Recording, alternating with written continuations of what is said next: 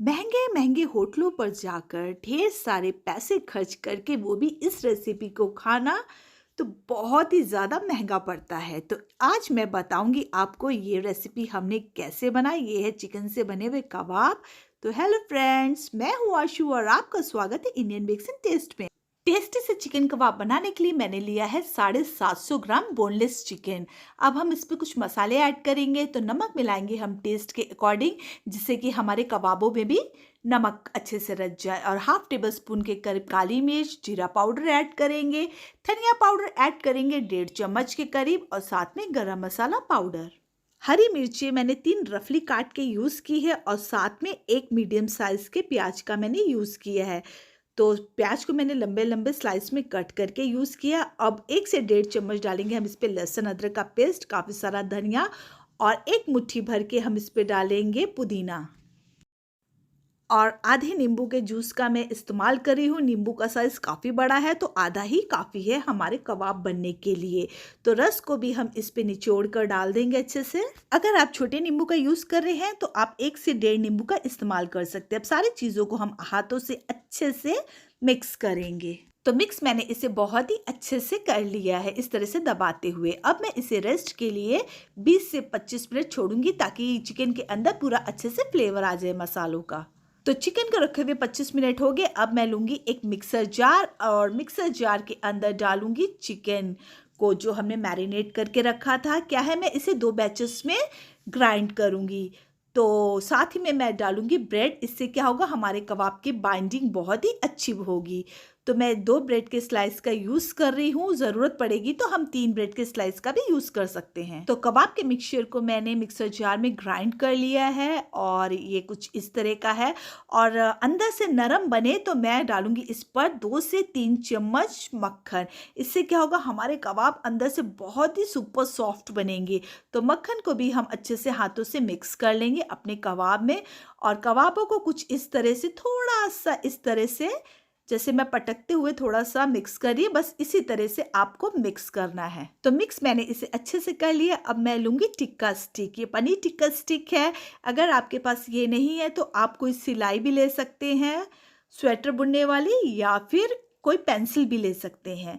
तो इस तरह से हम मिक्सचर लेंगे जितना हमें कबाब बनाना है। अब बस स्टिक पर हम इस तरह से इसे लगा देंगे और इसको इस तरह से स्टिक पर जैसे लपेटते हुए हमें इसे इस तरह से इकट्ठा करना। और ये मैंने दबाते हुए इसे एक लंबी शेप दे दी कबाब की। अब धीरे से हम स्टिक को इस तरह से निकाल देंगे और ये हमारे कबाब बनके तैयार। तो इसी तरह से हम सारे कबाब को बनाकर प्लेट पर रखते जाएंगे। अगर आपके पास सिलाई भी नहीं है, पेंसिल भी नहीं है, तो मैं आपको बताती हूँ हाथ से कैसे बनाना है।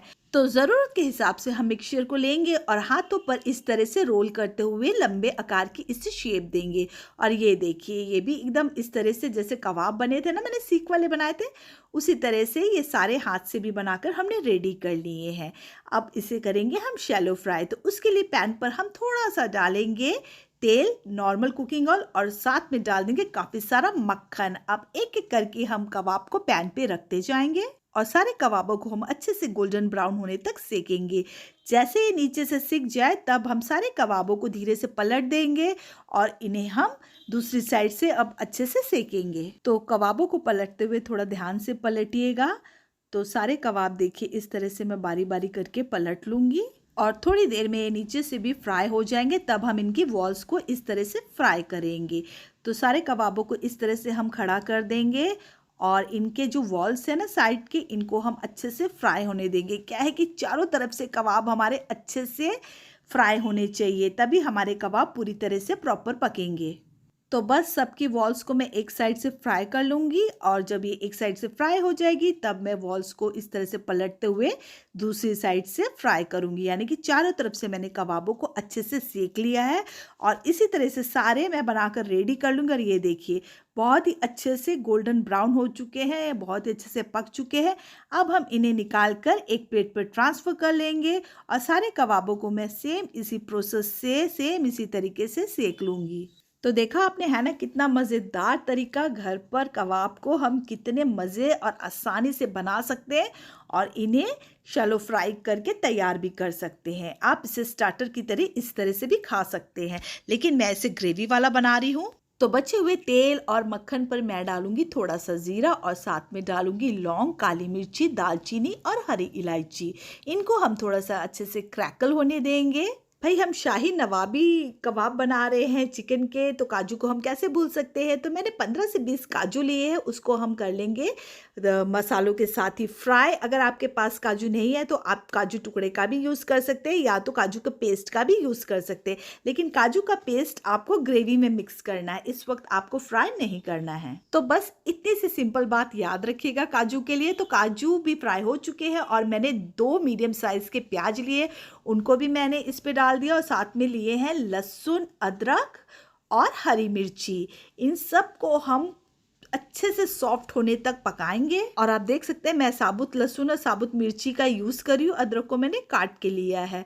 तो मैंने 1 से 1.5 मिनट तक इसे पका लिया इसी तरह से। अब मैं थोड़ा सा पानी डाल के इसे 2 मिनट के लिए ढक के पकाऊंगी और 2 मिनट बाद हमारे जो भी प्याज मसाले वगैरह वो अच्छे से सॉफ्ट हो चुके हैं।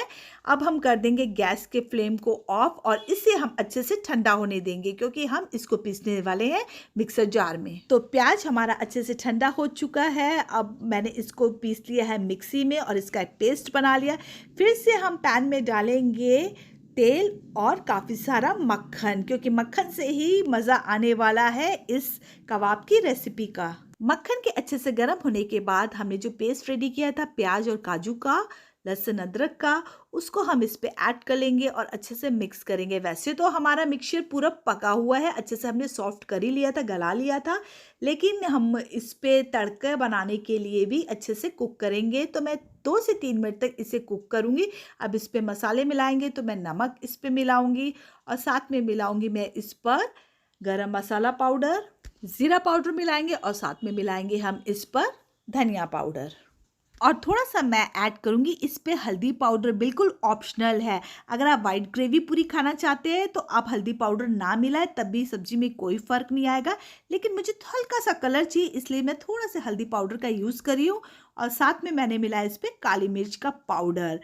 तो बहुत ज़्यादा मसाले हमने इस पे नहीं मिलाए हैं। मसालों को हम अच्छे से मिक्स कर लेंगे और कम से कम मसालों को भी हम 1.5 से 2 मिनट तक इसी तरह से भून लेंगे। तो भुनने के बाद अब मैं इस पे पानी ऐड करूँगी, जितना ज़रूरत के हिसाब से हमें ग्रेवी चाहिए। तो अब ये काफ़ी थिक है इसलिए मैं थोड़े से पानी का और यूज़ करूँगी। तो मैंने उसी मिक्सर जार में पानी डाल के यूज़ किया है। तो मैंने 1 कप से ज़्यादा पानी का इस्तेमाल किया है। तो पानी को भी हमने इस पे मिक्स कर दिया। पानी में अच्छे से बॉयल आ चुका है यानी हमारी ग्रेवी में। अब बारी आती है इस पर दही ऐड करने की। तो दही जो भी आप यूज़ करिएगा बिल्कुल फ्रेश और ताज़ा होना चाहिए।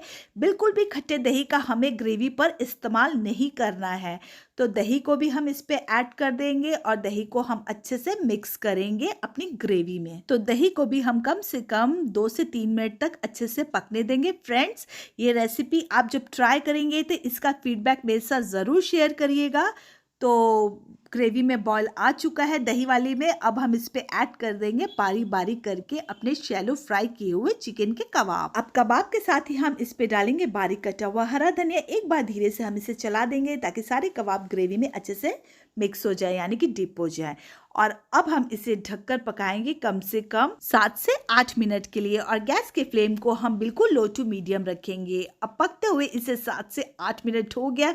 मैंने बिल्कुल लो फ्लेम पे इसे पकाया और आप देख सकते हैं ग्रेवी भी काफ़ी थिक हो गई, हमारे कबाब भी बहुत ही सुपर सॉफ्ट हो गए हैं।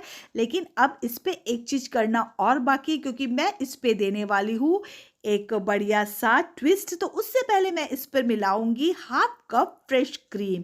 अगर आपके पास फ्रेश क्रीम नहीं है तो आप दूध की मलाई का भी यूज़ कर सकते हैं, लेकिन दूध की मलाई का यूज़ थोड़ा कम ही करिएगा। लेकिन कोशिश यही करिएगा कि आप फ्रेश क्रीम का ही यूज़ करें।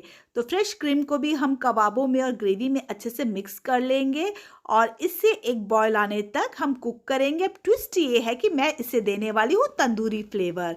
तो ये प्रॉपर पक चुकी है। अब मैं गैस के फ्लेम को कर दूंगी ऑफ और दूसरी गैस पर मैंने कोयले को गर्म करने के लिए रख दिया है और कोयला गर्म हो गया है। मैंने बीच में रख दी कटोरी कबाब के बीच में। अब मैं इस पे कोयला रखूंगी और पिघला हुआ मक्खन मैं इस पे डाल दूंगी और फटाफट से हम धुएं को कैद कर लेंगे अपनी कढ़ाई पर। भाई कैद तो करना ही था, स्मोकी फ्लेवर के धुएं से हमारी कबाब की ग्रेवी और जो कबाब बनने वाले बिल्कुल तंदूरी स्टाइल के बनने वाले हैं। तो 1 से 2 मिनट बाद हम ढक्कन को हटा देंगे और कटोरी को निकाल के हम बाहर कर देंगे। तो देखा आपने मैंने कितना सारा आपका पैसा बचा दिया बाहर जाके खर्च करने से। तो इसी सी रेसिपी हमने घर पे बना ली कबाब की। तो फ्रेंड्स वीडियो को ज़्यादा से ज़्यादा लाइक करें और अपने फ्रेंड ग्रुप फैमिली ग्रुप में शेयर करें और चैनल को सब्सक्राइब करना बिल्कुल भी ना भूलें। तो सर्व करने से पहले डाल लीजिए हरा धनिया और मज़े से आइए आप भी इंजॉय कीजिए मेरे साथ टेस्टी से तंदूरी कबाब की रेसिपी का। मिलते हैं नेक्स्ट वीडियो में। Bye bye, take.